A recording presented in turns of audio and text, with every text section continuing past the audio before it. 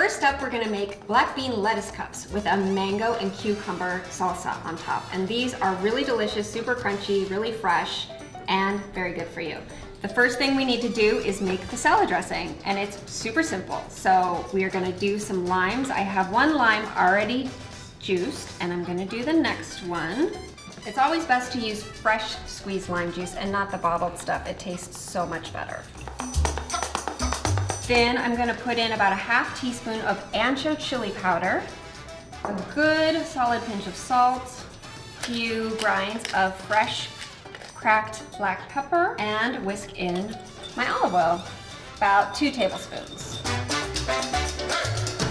So this dressing, we're gonna use half of it on the black bean mixture and half of it on the mango salsa. The next step is to take the black beans, which I have 1 can of black beans drained and rinsed, and then I added some really thinly sliced scallions, about 2, and a 1/4 cup of chopped cilantro.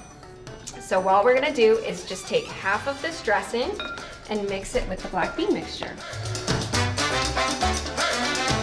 Okay, so the next step are the mango and cucumber salsa. What you need is 1 mango chopped up really fine, and then add to that 1 Japanese, I like to use Japanese cucumbers, but you can use any kind of cucumber, chopped up the same size. And then we're just gonna use a couple tablespoons of minced red onion as well. And then we'll pour in the rest of the dressing that we made.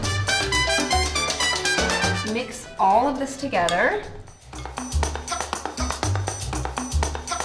Right here I have some romaine hearts. You can buy these already washed and cleaned and ready to go at the grocery store. First thing that goes in is your black bean mixture. And then you're gonna put a little bit of the mango on top. And I'm just gonna decorate this with a little limes for squeezing and some cilantro.